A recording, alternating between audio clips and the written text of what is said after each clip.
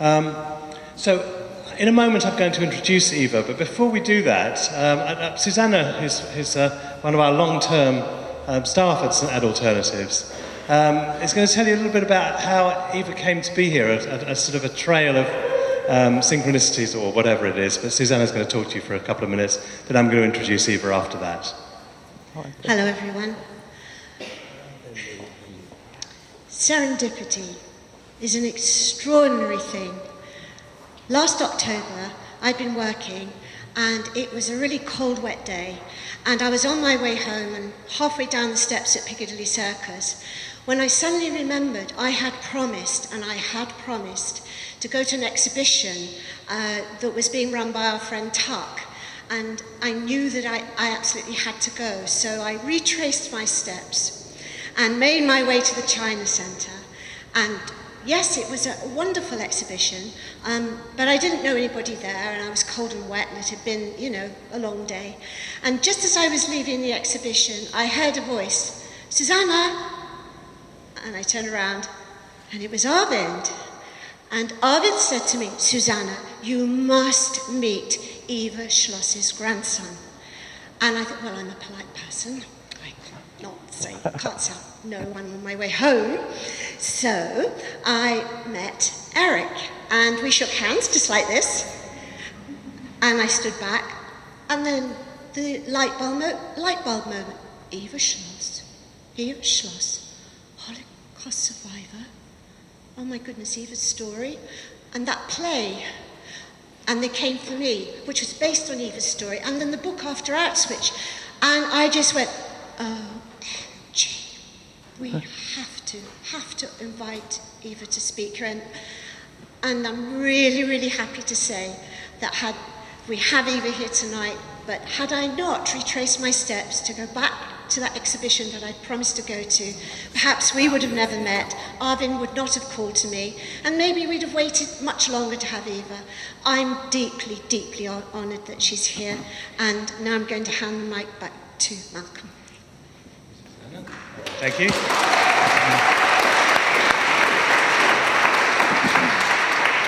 So it's a great privilege to be hosting Eva Schloss tonight. And I'm going to have to move you probably to here because you're going to be in front of some of the screen if you move your arm. So can we have you all move up slightly and then we can just move that away? That's great, thank you. So it's a great pleasure to be introducing Eva tonight. It's something that personally touches me very deeply as well. When I was 5 years old, it's one of my earliest memories. I remember picking up a book by Lord Russell of Liverpool called The Scourge of the Swastika. And in it were pictures of people in concentration camps. And I thought, my God, if this is what it means to be a Jew, I don't want to be part of this club. It doesn't look too great. And since then, I've had a fascination with what was it all about? What happened in that period? Was it a nation of psychopaths? I had very little idea, but there have been some wonderful writings along the way that have helped us understand the process, and also that there have been the people who come out transformed. And for me, one of the ethoses behind this series is that people who have experiences, deep experiences, not only have a right to speak, but a duty to speak about those experiences. They get to share some of what they've been through in the difficulties and often in the horrors of their experiences. And they are then educating us as well in that process. So I'm very grateful to welcome Eva tonight. Eva is a Holocaust survivor, as is known, also is Anne Frank's stepsister, and she'll tell you more about that process as well. But I think there's something about the passion that she brings and the power that she brings at 87 years old, there's still a passion and a power in her that is demanding to be heard, and part of that is visible with the admirably large numbers we have gathered here tonight. So it's a great pleasure, and you're going to see some images also on the screen tonight as well. And as I said, there will be questions and answers at a certain point during it. But I'd like to ask you to really give a rousing welcome, please, to Eva Schloss. Thank you. Thank you for your introduction.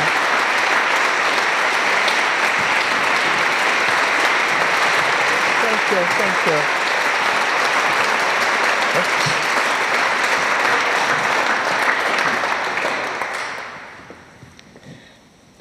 Well, good evening, everybody. It's wonderful to see such a crowd with young people, older people, old people like me.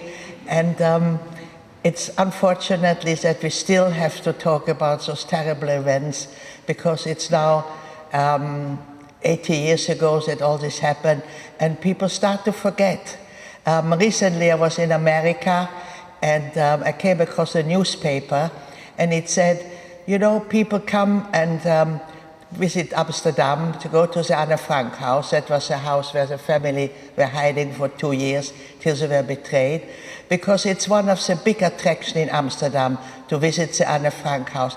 But many people don't even know why it's important, why they have to visit it. And those are going to now change the whole atmosphere there. They're going to tell much more about the Holocaust, much more about how it all happened, because that seems to have got lost. I mean, people come, not in Europe, people do know, but people come from all over the world now, and in those faraway countries, the Holocaust is not really known, but the name Anne Frank is known all over the world. And I must admit, this is why I become one of the most well-known Holocaust survivor speakers, through my connection with Anne Frank. For years I was always introduced, not at my own name, but the stepsister of Anne Frank, because she, as I said, is known all over the world. So as well recently when I made a big tour in America, speaking in the South, and though people are worried, everywhere where I come people are worried. There are anti-Semitic incidents, there are Muslim incidents, and people don't know anymore what to do. And I was before that for Holocaust Memorial Day, I was in Germany as well. You had this terrible incident in Berlin. We had something happening here in Westminster just a week ago. And people are really afraid. And so we really have to learn from history. So of course the Holocaust is something quite unique, it's quite different from everything else, but nevertheless the suffering and the killing and the prejudice is actually very similar. So to go to my own story, I come from a beautiful country, Austria. We were a big extended family. We were Jewish, not Orthodox, but in Austria, in school, and in Germany as well, at that time, I'm not sure what it is now, you had to have religious education. And so the Jewish children were taken out of the class, and we had Jewish education in a different classroom, and afterwards we went back, and that was it. And that was in the 30s, and nobody minded. I had many, many Catholic friends, my parents too, mixed with Catholic people. At that time, those were the big groups, really. Catholic people, the majority, and Jewish people. At that time, I don't think there were any Muslims, not very few Protestants either, but those were the two religions. And, you know, it was a very, very happy life with mountains. We went, we made excursions, we went to, in the summer we went to Italy for swimming, and my father had a shoe factory. We were relatively well off. My father was one of the people who had one of the first cars. He was a daredevil. He took us up mountain roads, and I really loved that. I was very sporty. I enjoyed going with him, doing daring things. My mother and my brother were much more cautious. But, you know, life was good, but it changed from one day to the next. In March 1938, I was just 9 years old. We heard in the morning marches, music and shouting, and we looked out of the window and we were amazed. The streets were covered with people waving the big red swastika flags, standing with their arms, Heil Hitler salute, shouting, and the German army marched in. We were in shock because it was not planned. There was supposed to be a referendum what Austria wants, but Hitler didn't wait for it and just marched in. And the population suddenly embraced him.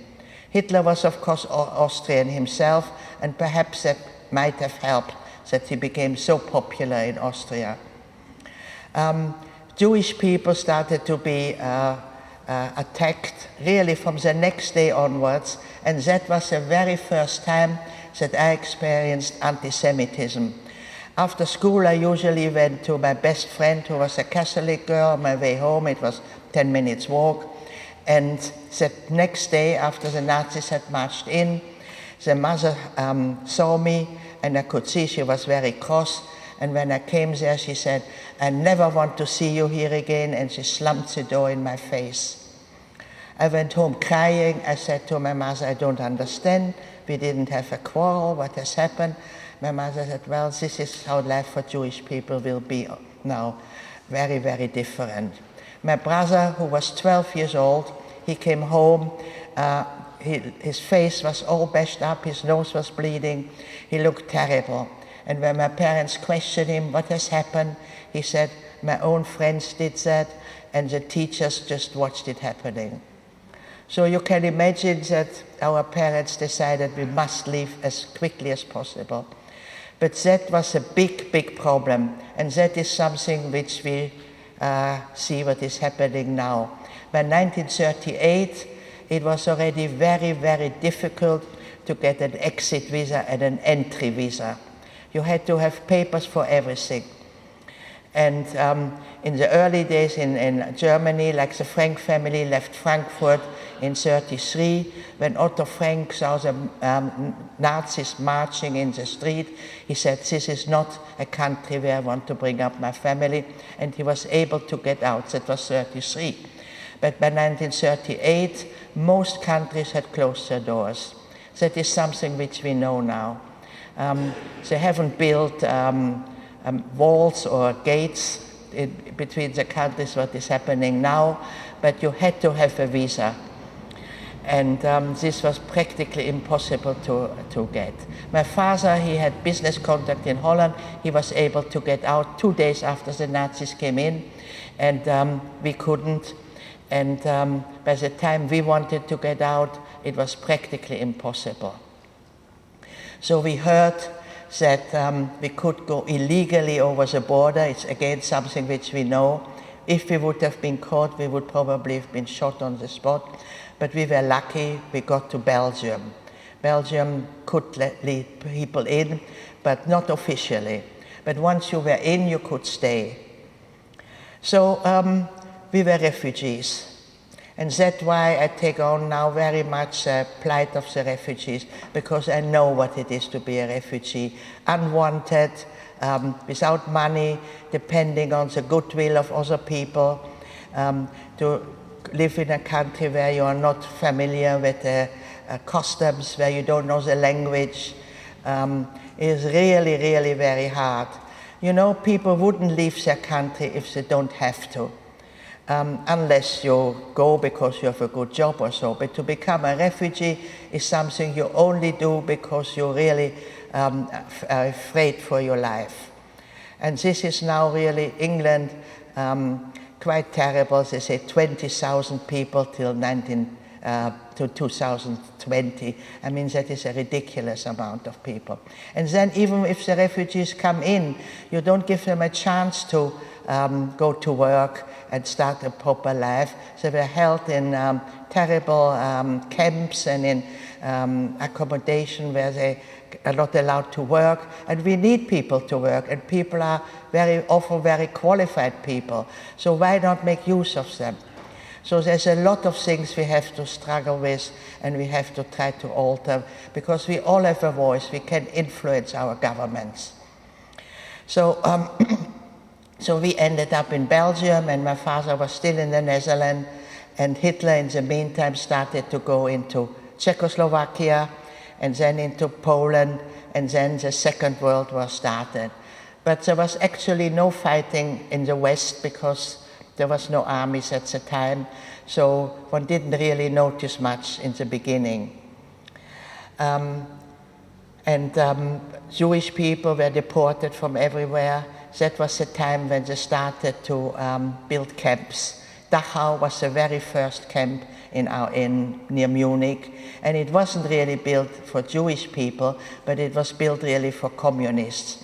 And that is something political we would just like to mention. why was it possible for Hitler to become so powerful? He was not a politician, he was not an educated man, he had no connections in Germany, but he told people, he was a good orator, he told people that he can make things better. And what was the trouble really, that, after the First World War, there was a terrible, terrible peace declaration made with the Versailles Treaty, where Germany had to pay enormous amount of money to the Allies. They were not allowed to make things, and it was really very, very hard.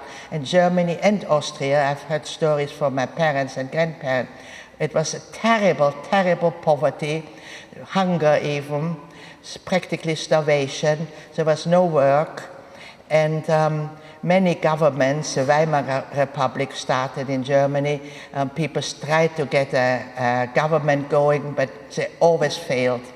And then Hitler came to speak, and he said he can make things better. Well, the German people and the Austrians said, well, we have nothing to lose, can't get worse than it is. But if a country is poor, another party becomes very powerful, big, and that is the communists. So there were lots and lots of communists in Germany and Austria. There were street fightings between the Nazis and the communists.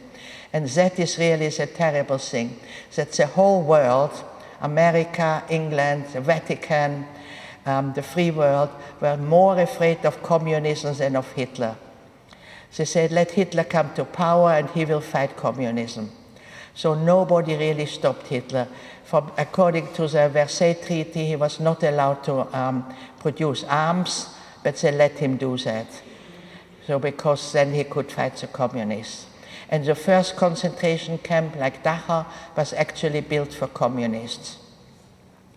So we lived in Belgium, and so just telling you about one picture, Jewish people wanted to escape from Germany and Austria, and one country was Switzerland, which is a neighboring country. But the Swiss, like anybody else, didn't really want Jewish people either. So they told the Germans, put a J on the Jewish people's passports, so when they come to the border, we can send them back.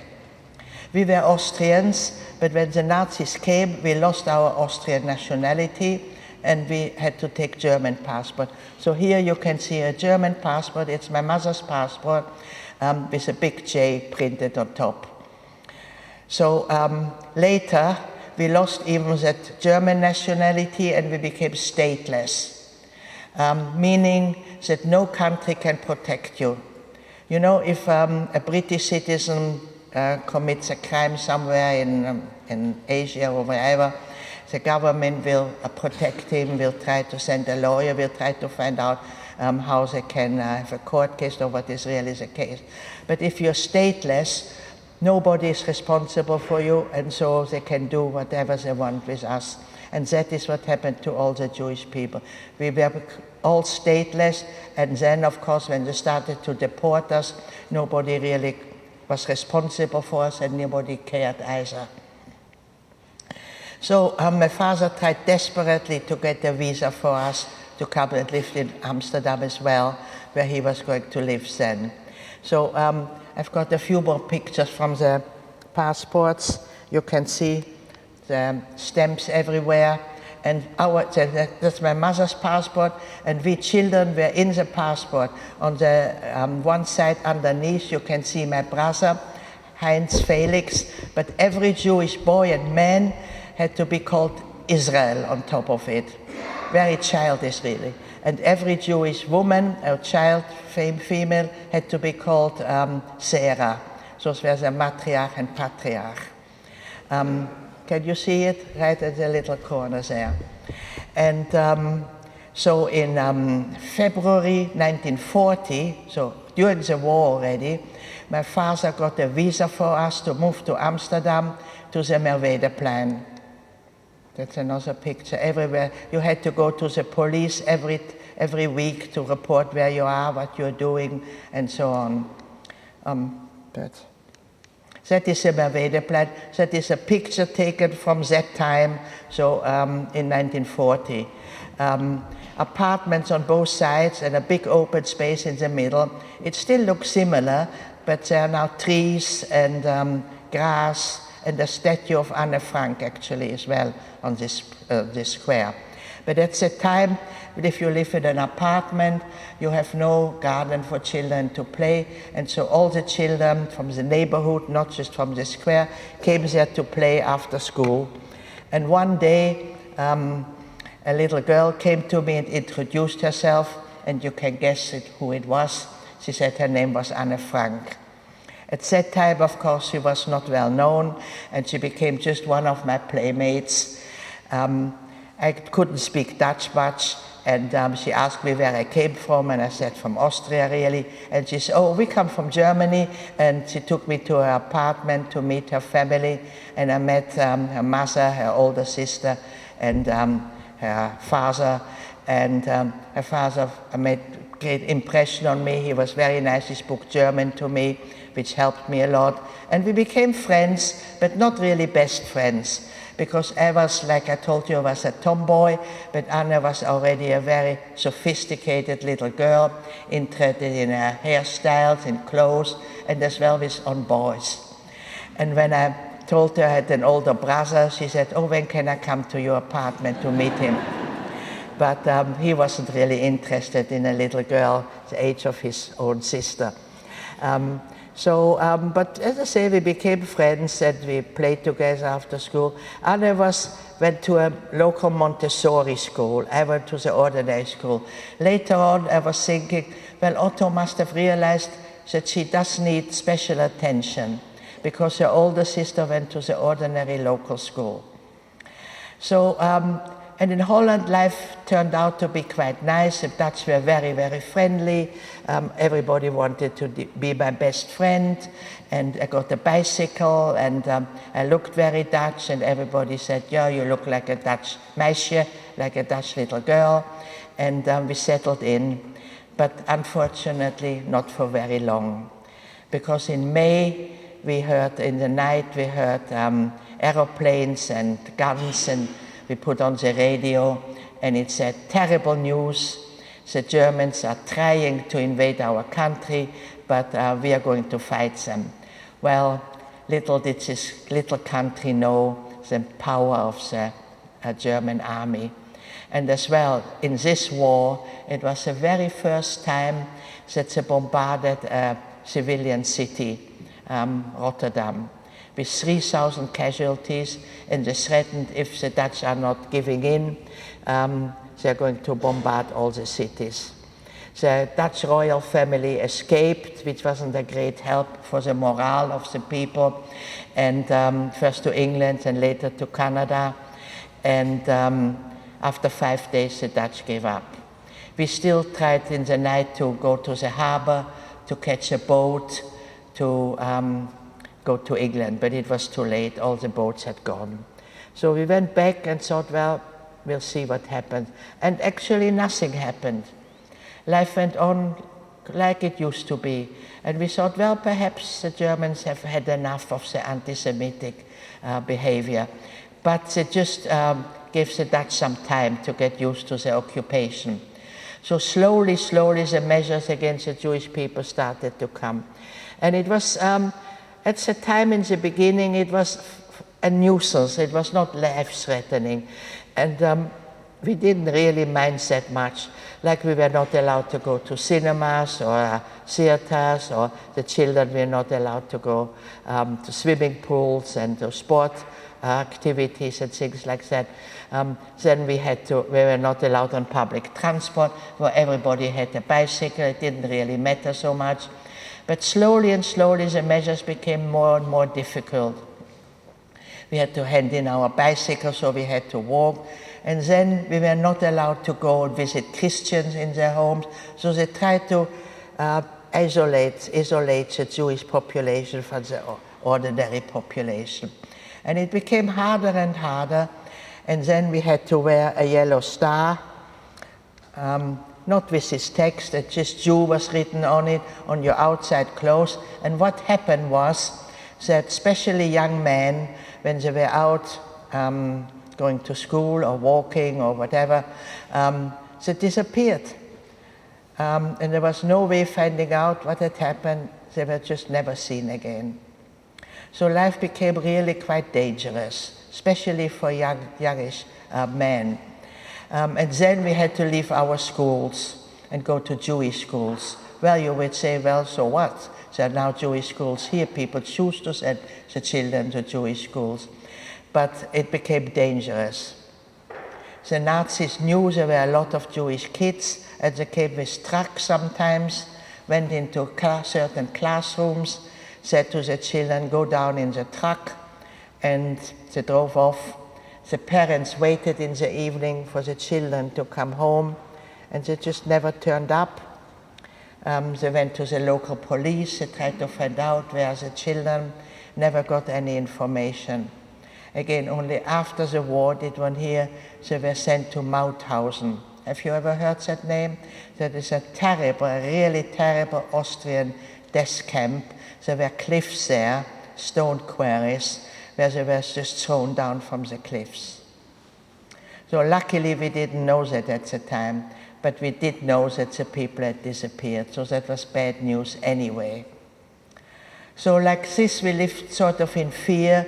Every evening when we were the four of us together again, we were very happy that we were still together as a family. And then in the summer, in June 1942, after 2 years occupation, about 10,000 young people got a call-up notice to be deported to Germany to work in German factories. Well, especially refugee people knew, well, in Germany a Jew will have no chance to survive, so why should we send our children? So that especially the German parents and Austrian parents decided they wouldn't send their children, but we would go into hiding. My brother Heinz got this, he was 16 years old, and Anne's older sister Margot, and many, many of their friends, and older people of 20 as well. And so my father called us together one evening after this notice had been written, and he said, Heinz, you're not going to Germany, but we're going into hiding. But the apartments in the Netherlands are quite small. Nobody wants to take in 4 people, so we're splitting up. I will go with my mother, and Heinz will go with him. And I didn't want to be separated. I was very much attached to my brother and my father. Started to cry. I was 13, and my father explained, he said, if we're in 2 different places, the chances that 2 of us will survive is greater. Survive. So that was really the first time as a child I realized it was a matter of life and death. And I became really quite scared. So he explained that he had found, and that is really very, very important, members from the resistance. You know what resistance is. Every country, occupied country, by that time, by the 40s, Hitler had conquered already all the Western countries, Norway, Denmark, Holland, Belgium, France, Italy, of course, Greece. Italy was friendly anyway, was in the war. So the whole of Europe actually was occupied, Poland, of course, and from all those countries, people were arrested and taken to concentration camps. And in all those countries were people who organized themselves. It was called the resistance. They did all kinds of things. They shot particularly bad Nazis. They blew up trains. They helped pilots, British pilots who had landed or had been shot down to find safe places. Sent news out to their allies, all kinds of things. But as well, they offered, many of them offered their homes to Jewish people to keep them safe. So on a Sunday morning, with a tiny little bag, we didn't want to draw the attention to us. We walked early in the morning to this address which we had been given, my mother and me, and we stayed in about 7 different places during those 2 years that we were in hiding, because the Germans made house searches. They really knew that not everybody had turned up, and they really wanted to catch every Jew. So in the night, it was always at night, they knocked on doors, people had to open, had to let them in, had to let them search their home, and they tried to find the Jewish people. So in every hiding place where we were, we had a hiding place within the hiding place. People from the resistance came to look over the apartment and decided we can make a false partition here, or in a wardrobe, even sometimes under the floorboards. So you can imagine, at night, when we tried to sleep, we were very nervous. We heard the bell or the knock, and we quickly had to go into our secret hiding place, hoping they wouldn't find us. And the story we had heard said they went as well into a place like that, and people were gone into their hiding place, but they felt the beds, which were still warm. So they realized there were people hiding, so they demolished the whole apartment till they found the people. And the people from the resistance were, of course, arrested as well. So you can imagine many, many people who were very brave, but still, you know, the tension, they couldn't take it any longer. And so they said, I'm sorry, you have to try to find a different hiding place. So we moved around about 7 times to different places, the same with my father and brother. And in May 1944, after 2 years in hiding, my father phoned my mother. They were in the country and we were in Amsterdam, and said the woman where they were staying is blackmailing them for more money, and so they can't stay there. Can you please find a safe hiding place for us? But by 1944, it had become already very difficult to find safe places. So it took my mother, with help from the resistance, of course, about 3 weeks till a Dutch nurse came forward and said she knows a safe place. But it turned out that this nurse was a double agent. She really worked for the Nazis. And she just had this house which belonged to the Nazis, where she kept on having people coming in, and then next day or so the Nazis came and took the people away. And my mother and me had just moved as well to a different hiding place, and it happened that it was very, very near where my father and brother had landed. And so on the Sunday, when they had moved, we went to visit them. And on Tuesday morning, it was my 15th birthday, 11th of May, which I will never forget. We were just going down to breakfast when there was a loud knock on the door. Nothing usually happened in the morning, so the people thought, well, perhaps a parcel or something. And they opened the door, and the Nazis stormed in and took us away. They knew who they were looking for. And they took me to the SS headquarters, and they put me in a little room, something which only you might have seen in movies now, little table, big picture of Hitler on the wall, very much light shining on me, and started to question me, who had helped us for those 2 years, where had we got ration cards from, where did you find your hiding places, who provided your food, who provided your clothes, and so on. Question, question, question. Well, I knew the people, but I didn't want to give their real name, and I didn't know their addresses even, and so luckily I couldn't betray anybody. Eventually they beat me up and threatened they would kill my brother if I wouldn't talk. I still didn't talk. Then eventually they let me go, and they threw me in a little room where I saw my father, my brother, and my mother. Because we hadn't understood how did they know where we were, how did they come to arrest us. And then my father explained what had happened, that the Nazis came in there in this house with their own keys. So that was on a Tuesday. On Wednesday, Tuesday night, we were taken into a prison. One night, the next day, we were taken to a holding camp in North Holland called Westerbork. And on Friday morning, we were called out and put already on a list to be deported eastward. Well, we knew what this meant. we knew there were the death camps, because where we were in hiding, so we were not allowed to listen to foreign radio, only to German and Dutch radio. We listened to people where we were hiding because they were interested to hear what was really going on in the world. Listened to the BBC. And the BBC gave news about the situation of the war, but as well in every broadcast they told about the death camps, 300 death camps and concentration camps in Germany and Poland. And Auschwitz was always the one which was always mentioned, which was the biggest, where Jewish people were systematically being gassed.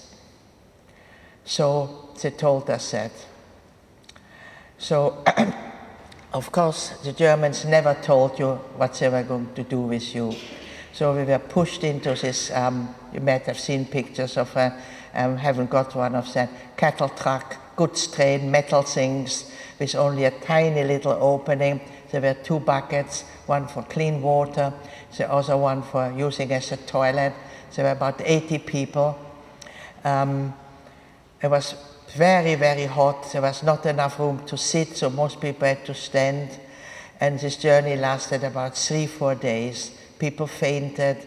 Once a day, the doors were slit open, iron doors. Bread was thrown in like you feed wild animals, and the buckets were exchanged, and that was all. Eventually, after really a terrible, terrible journey, the train stopped for long. We heard shouting and dogs barking. There were in all those camps were terrible, terrible Alsatian dogs who were trained to kill people. And we heard all this barking, wild barking.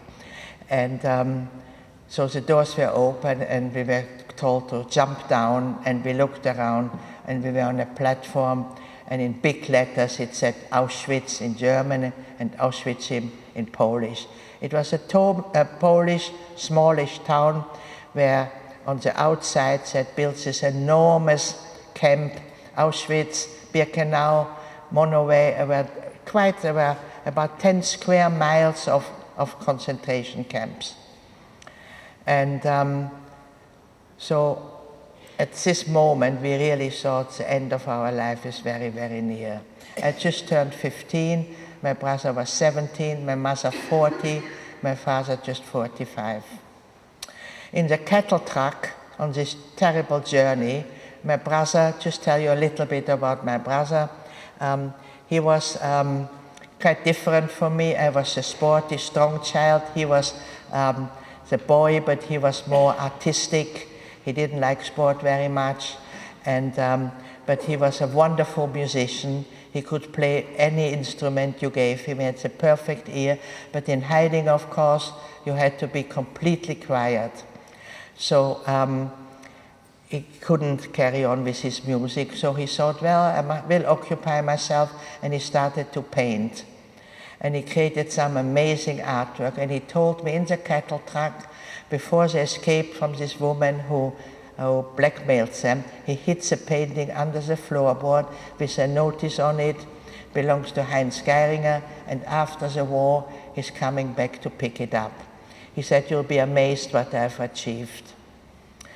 And so when we stood outside, trembling, not knowing what was going to happen, the next command was men and women to different sides, because Birkenau, where we had landed, was really a women's camp, and the men were going to walk to Auschwitz. You can imagine the scene, couples and fathers and daughters and sons and mothers saying goodbye to each other, perhaps not ever seeing each other again on this earth. So there was a lot of crying and screaming and clinging on, but we were very roughly pulled apart and separated, and the men walked away. Then we heard whispers, Dr. Mengele, angel of death. He was a camp doctor, a real medical professional doctor, but he was deciding who was going to die and who was going to live. What a job, to have. But he seemed to enjoy it anyway. So the next command, rows of 5, everything was always rows of 5. And then he came, polished boots, white gloves, really, as if he was on a parade. and he looked you over just a fraction of a second and decided life or death, this side or this side. We lost about half of our Dutch transport who went a different way into the camp. And then it was our turn to walk into the camp. Into a very, very low barrack. Nothing was in it, just 2 tables where people sat in uniforms. And we had to stand in front of them and tell them where we came from, what age we were, because from all over Europe people were sent to those camps, so they wanted to know which transport is it. So this was a Dutch transport. And well, if you had a profession and so on, they wanted to know everything. Everything was written down very particularly. And those records actually are still to be found in Auschwitz now. After Russia occupied Poland, it fell into the Russian hands, but most of it has returned now. And you can really find many, many names with the number and everything. And then there are people who deny that it has ever happened. That's really unbelievable. And so we had to stand in front of this table, give all the information. Then we were all tattooed on our arm, and we were told, forget you have a name, you're just like cattle who will be stamped with a name, with a number. If ever you are wanted, only your number is counting. Then all our hair was shaved, and I can tell you we didn't look very nice. We were shivering, so it was very hot, but we were very, very afraid. And while this was going on, which took many, many hours, they told us, and this is what they object most, the pleasure they took to hurt us more than necessary. They told us with much, much laughing. The family you've been separated from were told they were going to a shower. They were even given a soap and a towel, and they went into a big space with shower pipes and even shower heads, and they waited for water to come, and nothing happened. And they waited, and they looked up, asked each other, any water coming your end? Nothing is coming. And then started to have breathing difficulties, started to feel faint a bit, fell to the floor. Within about 10 to 12 minutes, everybody had been killed. And they told us that, laughing. And you can imagine if a mother had just been separated from her child, how she felt. So, and then we were told, and now it's your turn to go to a shower, where we didn't want to go. They had to beat us in, but luckily it was a shower, it was a water. Then, still naked, we were marched outside, and there were 2 huge heaps, one with clothes and the other one with shoes. And we were thrown 1 garment and 2 shoes, which was of course never anything which fitted. It could have been a night dress or a winter coat, and that was it. That was what you never had anything else. Then we were herded like cattle, you know, like sheep, into our barracks. That was low barracks with bunk beds on both sides, but not proper bunk beds, 3 high. They were more like cages with just planks, nothing in it whatsoever. And they told us that is going to be your home as long as you live, which might not be very long anyway, they said. So in the morning we were called out very early. There was a roll call, the camp was counted, and we got our liquid for the day. In the evening, after having been working from early morning to late at night, we got our supper, which was a big chunk of bread. That was all we ever got to eat. Well, how can you survive very long on that? Hygiene was something which just exists. The water was unclean.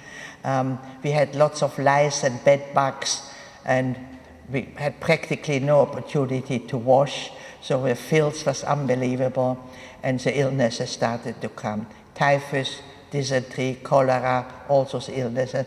In a normal situation, you can be cured, but without medication, without rest, or without food, of course people die.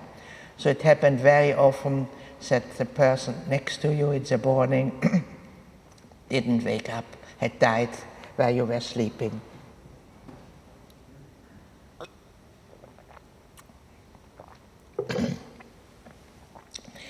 It became cold, very, very, very cold. It was one of the coldest winter on records. I started to have terrible frostbite, sometimes in the snow. I lost a shoe which got stuck, no laces of frost shoes, never had laces. So you lost your shoe and I had to carry on barefoot. I could practically not walk anymore. And we realized that Germans became very nervous. And every day they went into certain barracks and took the people away. And the camp became actually very, very small. Not much was going on. There were not, even lots of the Nazis had disappeared. There was no discipline anymore. Sometimes we didn't even have to go to work. They didn't really bother very much with us. We didn't really know what was going on. But as a matter of fact, the Russians were approaching. And I was together with my mother. My mother was very, very weak. And so one morning we woke up and there was no dog barking, no shouting outside. And we went outside and the camp was practically empty. And the Nazis had gone with taking most of the inmates still with them. And the gates were open and we were actually free to do whatever we wanted, but we didn't. We were weak, it was cold, we didn't know what to do. Poland outside, what would the Poles do? Would they murder us or whatever? So we stayed.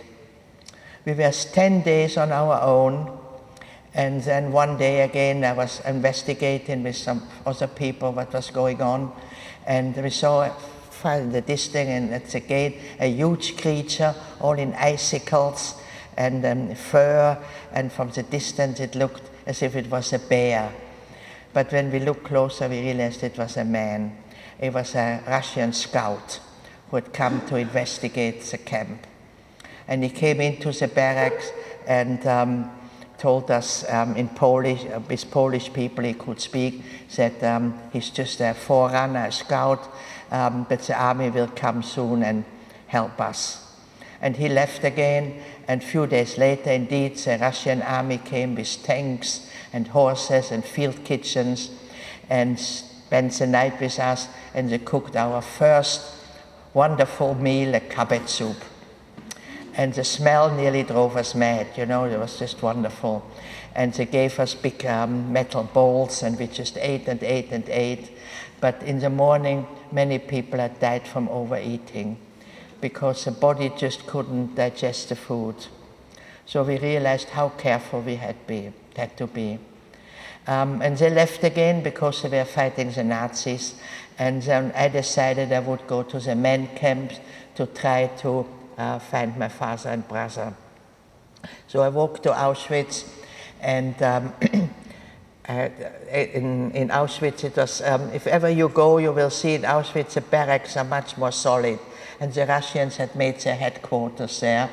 There were a lot of soldiers there and much more organized than where we were in Birkenau, because there was nothing there really. And I looked around in the camp and I found several people who I'd known in Amsterdam.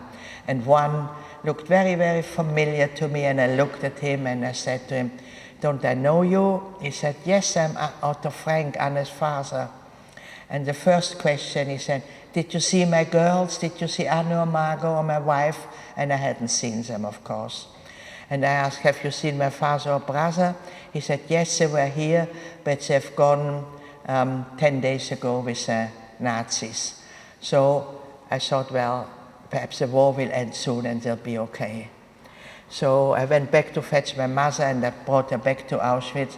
But there was fierce fighting in Poland because the Germans didn't want the Russians to go into Germany.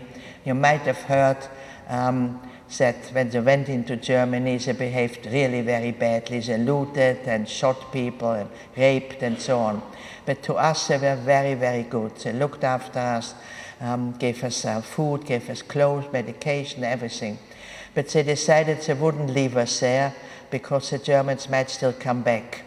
So they transported us for 4 months. We went eastward in trains again, cattle trucks, the same trains, but they were open. We got food every day. When the train stopped to set the army going the other direction, we could jump down, we could talk to each other. So it was not really bad, but not good either. You know, we were still sleeping on the floor and things like that. But we knew we were safe till we ended up in Odessa, which is now the Ukraine, of course. At the time it was still Russia. And they put us up there in a big pension house. The Germans had occupied it as well, and it was very damaged. There was no furniture in it. We still slept on the floor again and waited for the end of the war. So this is supposed to be then 27th of January, the liberation of Auschwitz.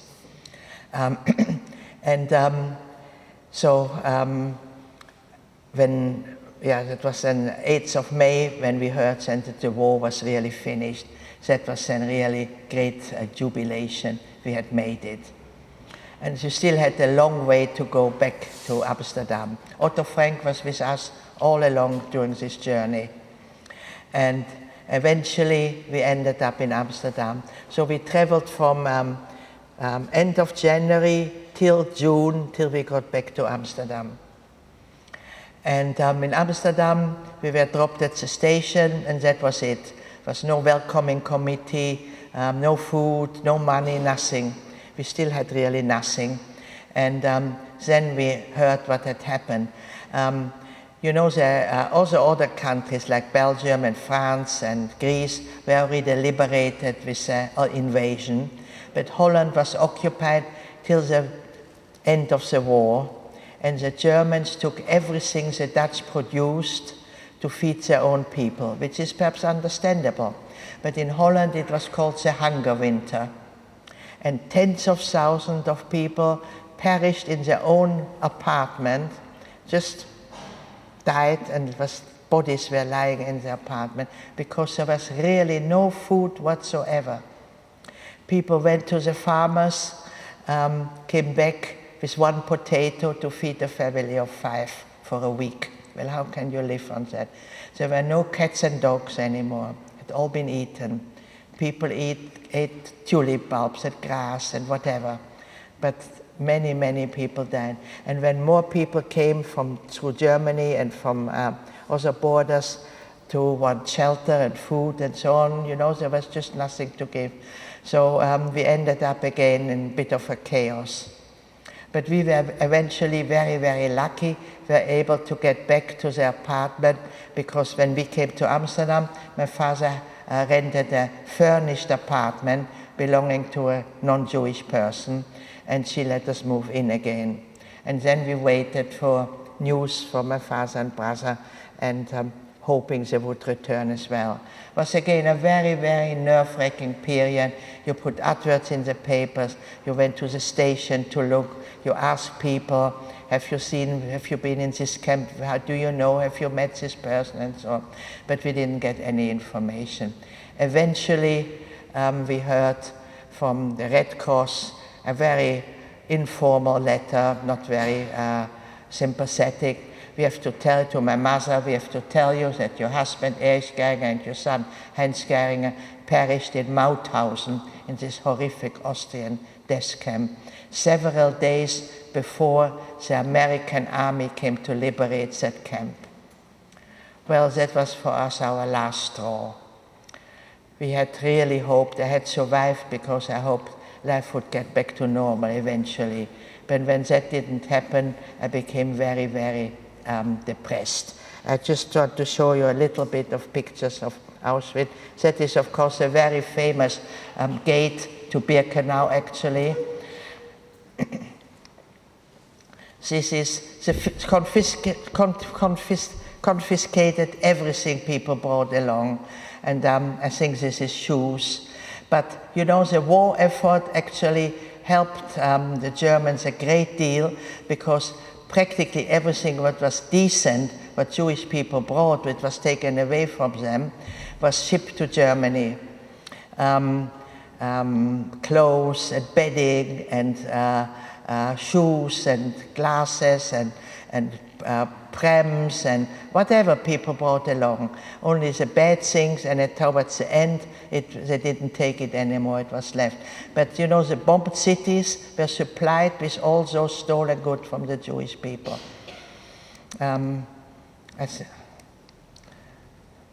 This is already at the liberation then. This is the famous gate, Arbeit macht frei, work makes you free. Of course, completely nonsense. Well, that is me. And so Otto Frank came as well to tell us a terrible, terrible news that both his girls had perished and his wife. He was 57 years old at the time, and after he left, my mother and me said, how can this man carry on with his life? He has nothing to live for. And a few days later, he came again with a little brown parcel under his arm and with a string, and he said, I must show you something. And I think you can guess what it was. It was Anne's little diary. And he got sad when he came back, and when he had heard that Anne wouldn't survive, Miep Gies, who was one of the helpers in the house, had found it there and kept it to give back to Anne. But when she heard Anne wouldn't come back, but Otto was back, she gave it to Otto. And he opened it, and he read a couple of lines, but always burst into tears. It was much too emotional for him. He cried always. It took him 3 weeks to read it. And he tried to publish it eventually, but after the war, people didn't really want to know. When I wanted to, and all the survivors, this is something you might not always know, the survivors actually did want to talk about it. We wanted the world to know what has happened and how we had suffered. But at that time, after the war, everybody had suffered. It was terrible, but they didn't really want to learn more and know more about it. So to publish a diary was actually quite difficult. It took Otto quite a while to find eventually a publisher. And it wasn't an immediate success because, again, people didn't really want to know too much about this bad period. They said, we know it was terrible. Well, we have won the war now. We must build up and we must carry on. And we don't want to know all those terrible stories. But in Britain, when the Bergen-Belsen, that was where Anne Frank actually died and her sister, then at the time after the war, when you went to a cinema, there was no television, of course. You saw the news in the cinema. There was always a newsreel. And they did show the liberation of Bergen-Belsen by the British Army. And those must have been horrific pictures. And people were in shock when they saw that. And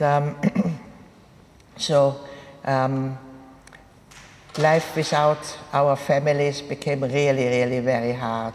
I didn't want to go to school. I said, I was already an adult. I felt I was an adult. But Otto Frank came to my mother and said he must insist that I go to school because a good education nobody can ever take away from you. It's very, very important. So I went to school, but I didn't relate to my classmates, and I didn't tell anybody. And funnily enough, a few years ago, I was in Amsterdam in the Resistance Museum, and I met an older man who was in the class with me, and he told me he was in a camp. And he said to me, I never knew that you were in a camp. And I said to him, well, I never knew you were in a camp. We just didn't talk about it. That was a subject then we couldn't speak about it. So I was quiet for 40 years. But when I finished school, I still didn't know what to do with my life, and I didn't really care. I was very, very depressed. And it was Otto, actually, who helped me through a very, very dark period in my life. He, who had lost everything, had no hatred for nobody. Not even for the Germans. I said, but you must hate the Germans. He said, no, I'm a German myself. Not all Germans were bad. They were cowards, yes, they were bystanders. But not everybody agreed with what Hitler was doing. So, I must say I did hate everybody. And not only the Germans, really the whole world, because it could have been avoided if big countries, especially the big countries like America and Australia and Canada, would have opened their borders and let people in. They could easily, really easily have absorbed 6 million people. but they just didn't want to anymore. At that time, there was actually quite a lot of anti-Semitism still in America. I know even in the 50s, on certain hotels and in clubs certainly, there were boards and notices, no blacks, no Jews, no dogs. And here too, there was prejudice, even after the war. When the black people came from Jamaica who had been invited here, they had great difficulties finding accommodation. They were promised wonderful jobs and wonderful accommodation, but they didn't get that at all. It was really very, very difficult. So after the war, racism was really still very, very much in existence. Only gradually it was come from the government that it was forbidden to have any racist adverts or be racist openly. And this is, unfortunately, we still have a lot of prejudice amongst us. Anyway, when I finished school, it was Otto Frank who, and my mother decided I should become a photographer. And didn't really care what I was going to do. But I was still very unhappy in Amsterdam, and Otto knew somebody in London who had a photographic studio, and he said, I'll get you a job there. So I came to London, in Woburn Place, where I got a job there as an apprentice photographer. And I lived in Cricklewood, in a boarding house, where there was a young man who had come from Israel to study economics. And we became good friends, and after 6 months he said to me, Eva, I've fallen in love with you, will you marry me? And we can start a new life and go to Israel. And I said to him, no thank you. I hadn't told him, I had told him I was Dutch, which I wasn't, I was still stateless. He had told me he was Israeli, he wasn't, he was a German refugee. And, you know, we didn't talk about it. So he wanted to marry somebody who he really didn't know who she was. And then Otto Frank came over one day, and I told him that, and he said, well, you know, your mother and me have fallen in love as well, and once you get married, we like to get married. So I went back to this young man and I said to him, well, you can marry me now, which I did. We went to Holland in 1952, we got married there, and Otto and my mother got married a year later in 1953. No, those pictures come a little bit later. When Otto got the diary from Anne, and that really helped him to remember Anne and so on, I said to my mother, well, Heinz has told me about his paintings, which are hidden under the floorboard. We have to go there and find them. So we did that, and we went to this house and asked to go in. There were a young couple living there, and eventually they let us in, and indeed we found a treasure of wonderful oil paintings. I have just some copies of some of them. And they were done, they're big oil paintings, and he never saw anything from what he painted. It was all imagination in great details. It's really amazing how he knew all those different colors, different, many, many different subjects. A few years ago, he was really dark, my brother, but so that when he had to move hiding place, so that he would not be so Jewish looking with the dark hair, he dyed it blonde, and he made a painting of himself. This is a wedding picture of Otto Frank and my mother in Amsterdam in 1953. They were really very, very much in love with each other. They were married for 27 years, longer than they were married to their first partners. And they worked continuously together on the publication of the diaries, on the letters they got. After my mother died, I found over 3,000 letters which they had written to fans who had written to them, and there's a big correspondence, and all this is gone to the Anne Frank house because they have a big archive of all this. And I didn't speak for 40 years. We've got 3 daughters and 5 grandchildren. Now Eric is my second grandchild. And, we didn't talk about it. Only in 1986, in Amsterdam, the house became, anybody of you been in Amsterdam to the Anne Frank house? Oh, quite a few people. It's a museum, but the historian decided not everybody can come to Amsterdam, but everybody should know about it, the history, and so they made a traveling exhibition. And it came for the very first time to London in 1986 in the mall in the CIA building. And Otto had died, he was 91, he died in 1980. He was 17 years older than my mother, but it didn't matter at all. And my mother was here, and we were, of course, invited to go there. And I went just as an audience, but it was Ken Livingstone who organized it. And there was a head table, and he said to me, come and sit with us, which I did. And then at the end, there were some speakers about it, how important it is to learn about the Holocaust. And at the end he said, and now Eva, we want to say a few words to you. Well, I didn't. I'd never spoken. I was actually a very shy person. I really wanted to hide under the table, but how could I do that? So eventually I got up and I looked at this big audience and what on earth shall I say? You know, it was all I had it in my head, but how can I tell this terrible story? So slowly I started to say a few things, and I don't know, must have been terrible, but I did tell something. And then everybody came to me and said, oh, how interesting, and you know, you should really speak about it, or why don't you write a book about it? And then I decided I would write a book about it. That was my first book, Eva's Story. And I must say it helped me a great deal, because before that it was all in my head. At night I dreamt about it, I saw it in images. I just couldn't get the images out of my head. But once it was written down, I could let go. So it was really very therapeutic as well.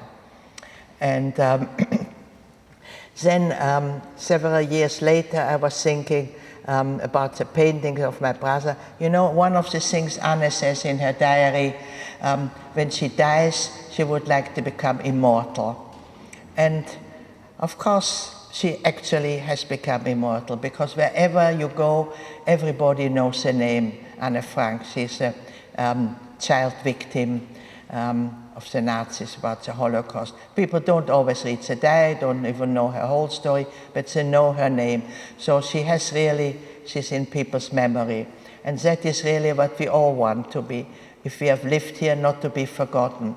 And very often my mother and me said, what about Heinz? He was as well such a wonderful young person. He wrote as well many, many poems, and nobody knows about him. And when he was 12 years old, being so artistic, he was very much afraid of dying. And one day we went to our father and he said, Papi, what will happen when I die? I'm afraid.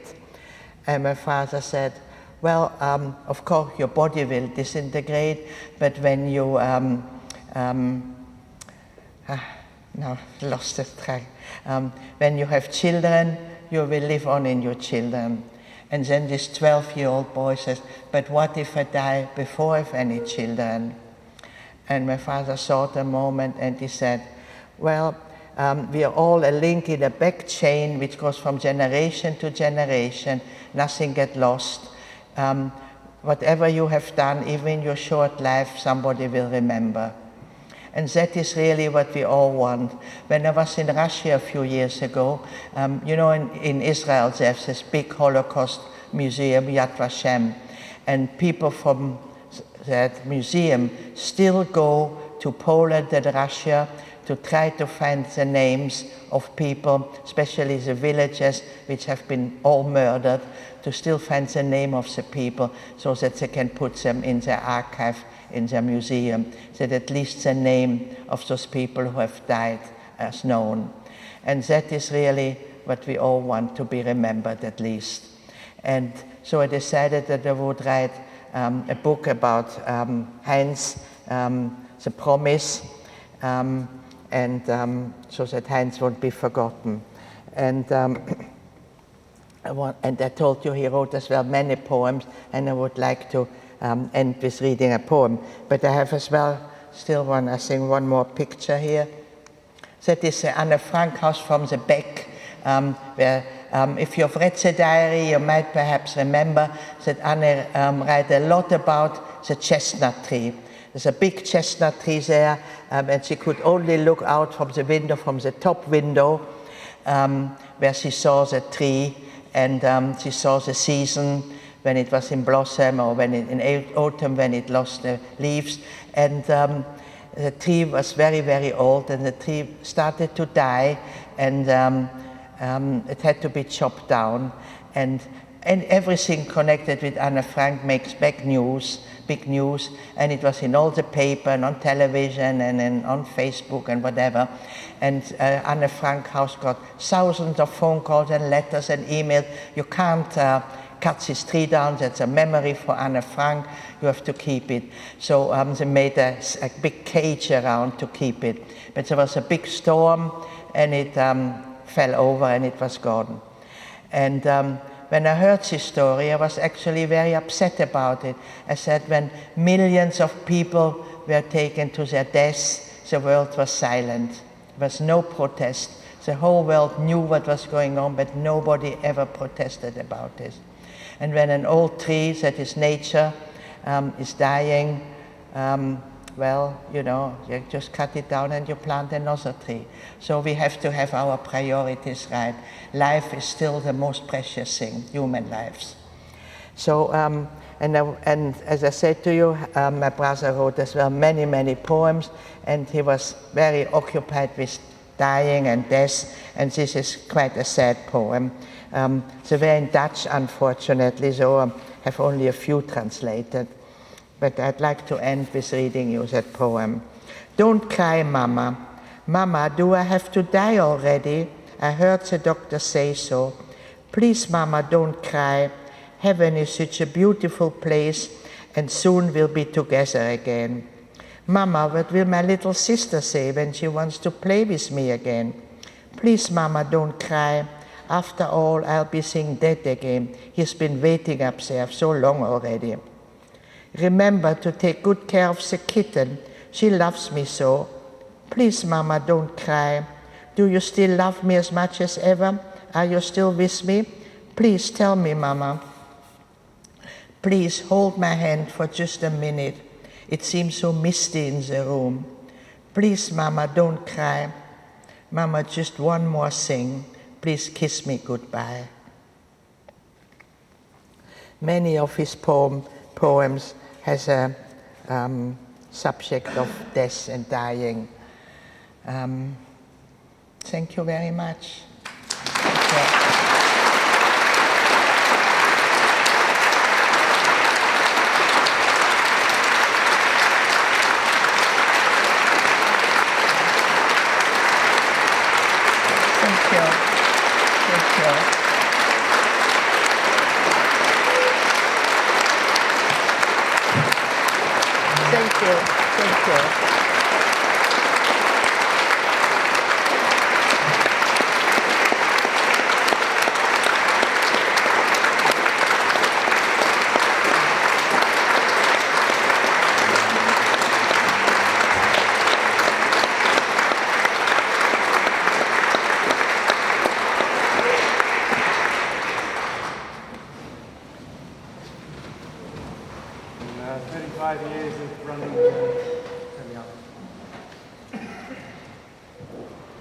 In 35 years of running talks here, I haven't seen people get to their feet and applaud like that.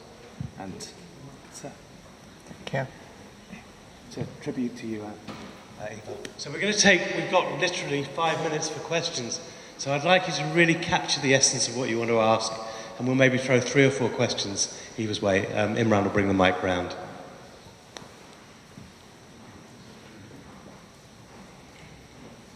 This gentleman here.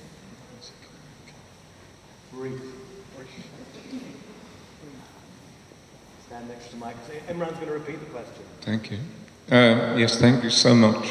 I've had the pleasure of meeting Otto Frank a number of times because he was active with the World Congress of Faiths, for which I used to sing. And I've been to the Anne Frank house a number of times. One, out of all that you've said, I would like to ask you why in Israel, the Israelis, who are sort of Jewish, are propagating the same kind of thing as the Germans did against the Palestinians. Do we learn, or do we ever learn? No, the question is... Question, Imran. Yeah, so the question is, for all that's transpired, how is it that the Jews, the Jewish race, Israel, is propagating the same treatment to the Palestinians as the Germans treated the Jews with? Well, it's, you know, I don't want to go into politics, but it is not quite the same. You know, this was a very planned, the Nazis had a very planned way of killing the whole Jewish population. That is certainly not what Israel intends to do.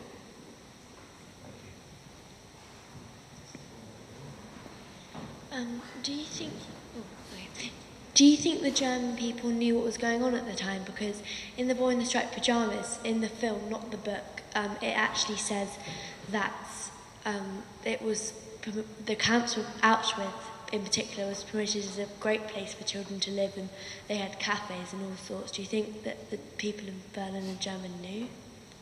Can you repeat it? So, do you think the people of Germany... Repeat it so that everybody So can do you hear. think the people in Germany knew what was going on? And she quoted a piece from The Boy in the Striped Pyjamas, which is John Boyne's book, where it said that they were told that there were cafes and a lovely environment for them. Well, you know, all the Holocaust survivors say this book should not exist, The Boy in the Striped Pyjama, because it is a story which could have never happened how it was, you know? It is just perhaps an introduction for young people, but there's so much truth which you can make a film or a book about that a fantasy story is not really, I don't like that at all, you know? And the question was really... Did they know? Did the Germans know? Well, you know, if you ever go to Germany and you visit the camps, those camps were next to a city. And, you know, to transport thousands of people, train coming, and the Jewish neighbors of people were taken away, you know? So of course they knew it, of course they knew it. Everybody knew it. And they knew, as I say, the BBC knew it, and Roosevelt knew it, Churchill knew it. It was well known all over the world. But people just didn't care. That was really the trouble, they didn't care.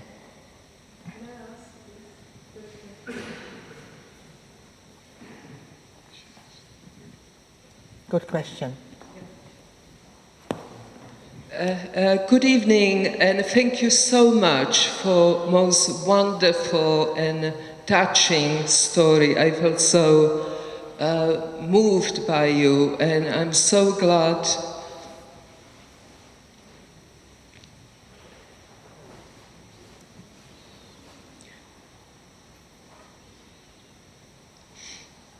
Sorry. I'm so glad you found meaning in your life, you know, and so the question is, what is the meaning of life? What have you found over the years? Thank you so much. So the question is that I'm so glad with all that you went through that you found meaning in your life. The question is, what is the meaning of life? So even if you have that answer, we're going to capture this for posterity as well. The meaning of life? Well, you know, we are here to create a beautiful world, which we've given a wonderful planet, and unfortunately we are not looking after it. We are going definitely in the wrong direction. We, you know, I've seen what war can do. And now we are making more and more arms to kill other people with, which is certainly not the purpose of the creation. And this is why we are all here, I think, together to try to change the attitude of people, that we don't want our planet to be ruined through chemicals or through wars. So, you know, there's a lot of hunger, there's a lot of poverty, there's a lot of things which need to be done. Instead of spending billions and billions and billions on armament, we should spend it on where it is needed. We could feed the whole planet with all this wasted money on weapons.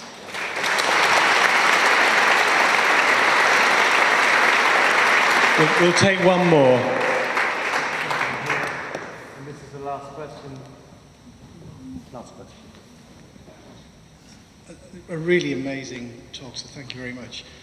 You talked a little bit about how Otto Frank had all that forgiveness in his heart and never had a bad word to say, so I sort of just want to know, what does forgiveness mean to you?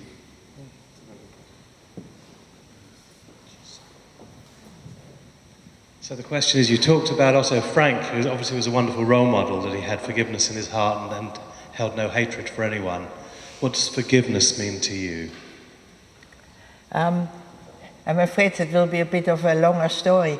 I had forgiven I've traveled now quite a bit in Germany. There's a wonderful new generation of Germans growing up who are very, very sorry, and they even feel very, very guilty about what has happened, which their grandparents or great-grandparents have done. And as I say, I have no fight with Germans, but I have not been able to forgive the generation who did those terrible things, because that was planned. You know, those were really, the leaders were really evil people. But then, you know, all those people, there were thousands and thousands of people who did the thing. They were told what to do and they did it. And as well, I hated those as well.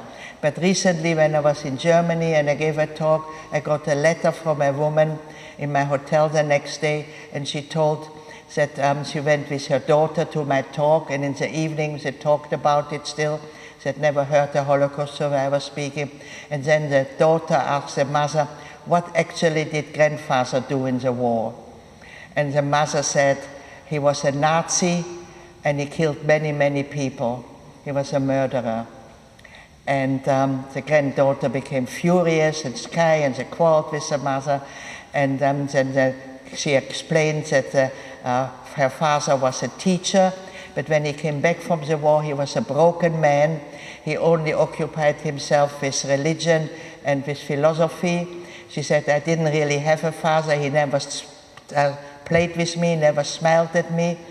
And I was thinking about all this, and I said, you know, to go in a war, you do things which normally you would never even dream you could do. And I've spoken very often with Vietnamese veterans in America, and they too, they say, you know, I have nightmare with the things I've done. I'm not an evil person, but I did terrible things. And so I suddenly said, well, perhaps all those people who were told to do those terrible things were not really bad people. And I started to forgive them, and I felt a much happier person.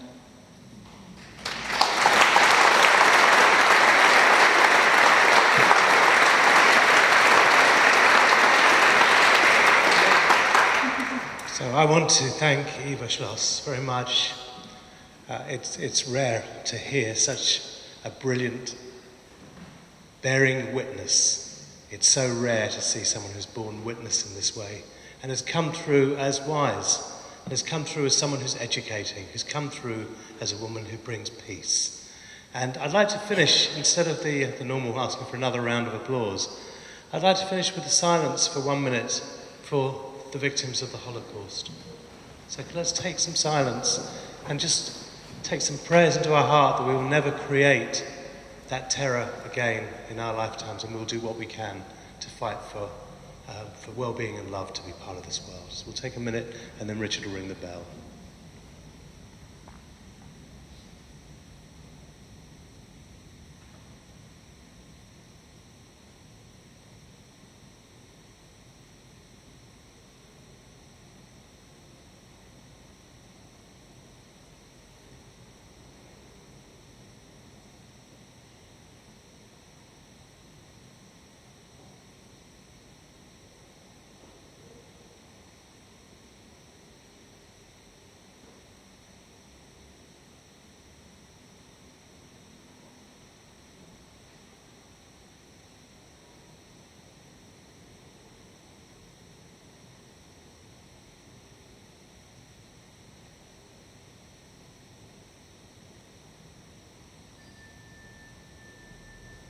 Thank you very much.